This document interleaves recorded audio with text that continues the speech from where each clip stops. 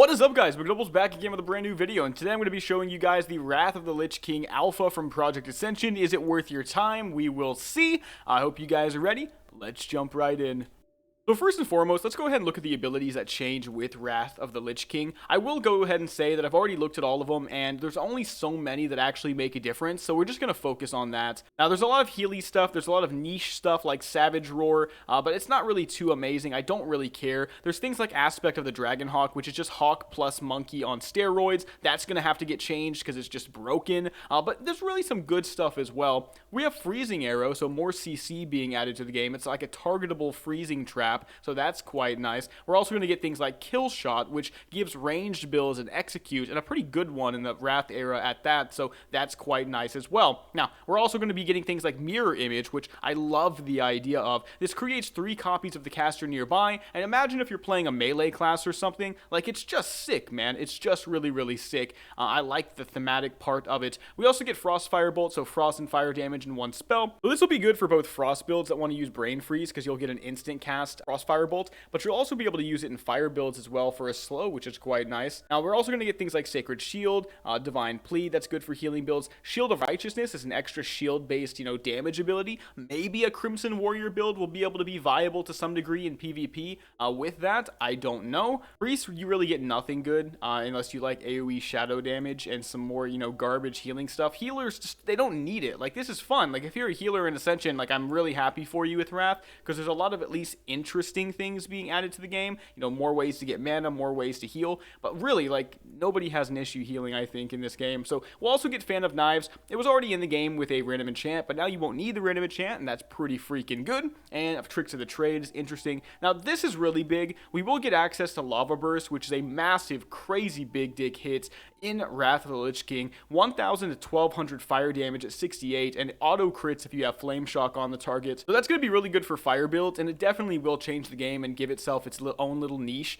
We're also going to get Hex, which is nice, more CC, just like the Freezing Trap or the Freezing Arrow. Now, in the Warlock tree, we really get nothing new. I mean, we get Demonic Circle, but with all the CC and all of the gap closers and just gap creators that are already in the game, this is kind of subpar, albeit it will be good for like meme potential, and there's going to be times where you can use it to a degree that's probably better than most people, so there's a skill gap there, which is nice, but really, who really cares? With Destruction, we have Shadow Fury, so shadow and fire damage. It's just Dragon's Breath without the Disorient. Not really too impressive, I think, at least for PvP. And then lastly, in the Warrior tree, Heroic Throw, which is not good unless you're using Gag Order to turn it into a silence, but that's nice. And then lastly, Enraged Regeneration, which gives you 30% of your total health over 10 seconds, so 3% of your total health every second. And then, of course, it requires an Enrage effect, which is really not hard to acquire, especially in Project Ascension.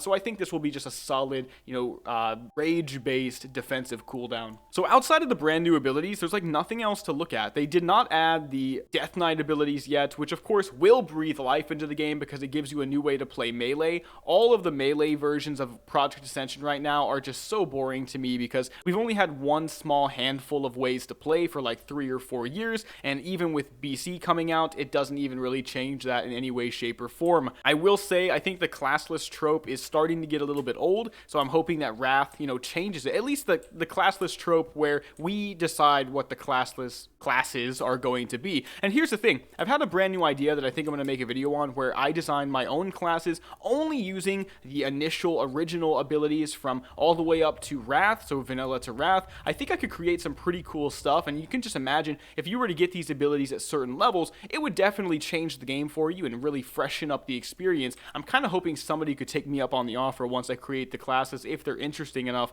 and then maybe they can make their own server off of that. So even though they don't have the Death Knight abilities in game, I do want to look at the ones that may be very impactful when it does come out. So first and foremost, we're going to have the different presences. The first one of which we can look at is Blood Presence. Now, this is basically the tank presence. It's going to increase all of your armor contribution, kind of like bear form, but without being in bear form, in this case by 60%, including plate, by the way, and reducing all damage taken by 8%. Of course, many of these abilities will have to be tweaked very, very generously because they're just broken the way they are. I mean, this also has 8% increased stamina on it.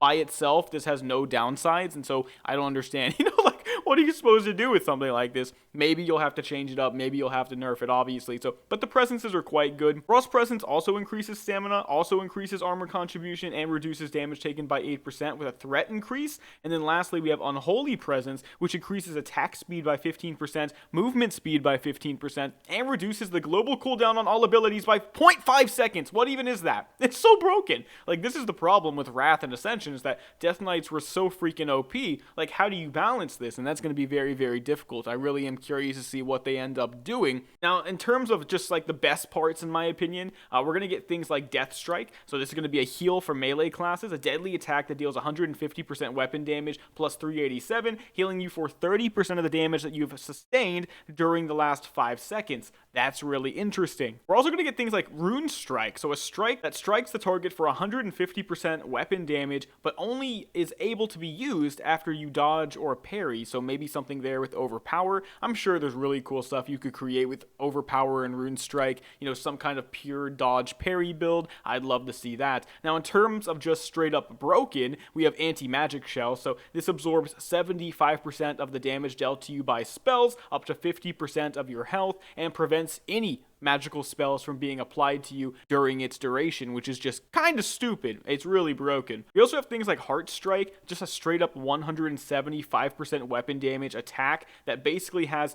you know, no downsides. Yes, it costs blood runes, but assuming the talents are anywhere near what they are for a normal Death Knight, the rune system is not going to be very difficult to, you know, overcome. So that's going to be really broken. Same concept with like Frost Strike, and there's also, you know, Obliterate, right? So Obliterate is going to be really, really stupid as well. This is a brutal attack that does 80% weapon damage plus 292, but the talents that you get for it make it hit even harder, and it does 12.5% bonus damage for every disease on your target. That's going to include things like Devouring Plague from Shadow Priest, so I think that's really cool. But yeah, things like Frost Strike mean that, you know, any runic power you have on any melee is just going to give you free damage for nothing. And then I can see things like Scourge Strike being used with a lot of Warlock and just specifically Shadow Priest stuff, because in addition to 100% weapon damage as physical damage plus a certain extra amount of shadow, what it's going to do is say for each disease on your target, you do 18% of the physical damage done as shadow damage.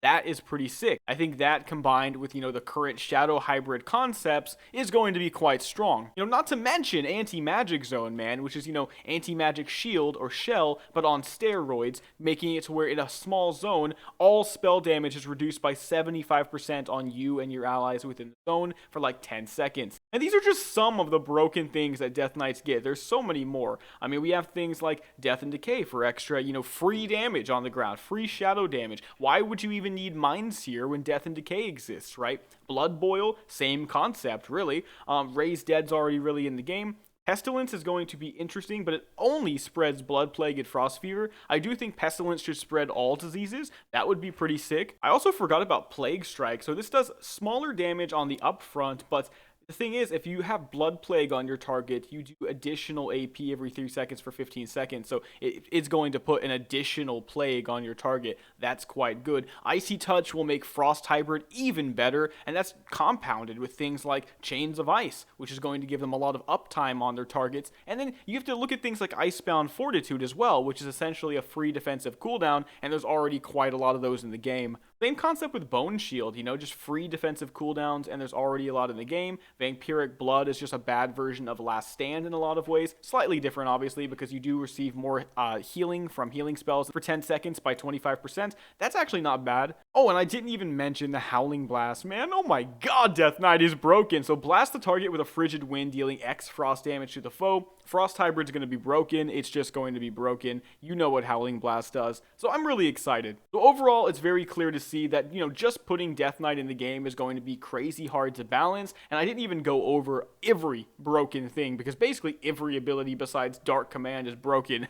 So that tells you something for sure. But really, there's nothing else to look at. I mean, it's just a questing simulator. I will say it does cost $100 to get into this. So I'm not really sure if it's worth it right now until Death Knights come out. And there's really nothing for you to do except quest and, of course, test the content. But I really feel like nobody needs to be alpha testing content that's this old. mean, everybody makes Wrath servers nowadays. It's probably fine. So, you know, unless you like doing that, I don't recommend getting this unless you solely want to try, you know, new combinations of stuff, which of course that won't even be that good until Death Knights are added to the game. And don't get me wrong, when they do put Death Knight skills and talents in the game, it's going to fundamentally change Ascension forever. You're going to get diseases to a bigger degree, more melee spells, frost, blood, and unholy. Are going to have crazy synergies with things like Shadow Priest, Warlock, possibly Warrior, and even Paladin and Shaman as well. I think another problem I have whenever I do different servers on Ascension is that they always bug out with all of my add-ons, even after relogging and doing anything I can to fix it. So I don't even have keybinds, despite the fact that nothing should be preventing that right now. But really what I wanted to do with this video is just ask you guys, like, are you excited for Wrath of the Lich King? Do you think Death Knight's going to be as good as I think it's going to be? And do you think the baseline $100 is worth it just to alpha test it, right? I don't really think it is, but it could be. Maybe to you, maybe if you're a whale, maybe if you have that money to waste. I didn't have to use that money to get into this, so I can't pretend I had to do that, so that's why it's a little bit different for me, but for you, obviously that might be a little bit different. So let me know in the comment section what you think. What do you think of these new abilities? We will be checking this server out once again when Death Knight comes out, but for now I think that's going to be the end. So if you guys enjoyed this very short video looking at the Wrath Alpha server, let me know in the comment section below. I'll see you guys in the next video though. Mcdoubles out.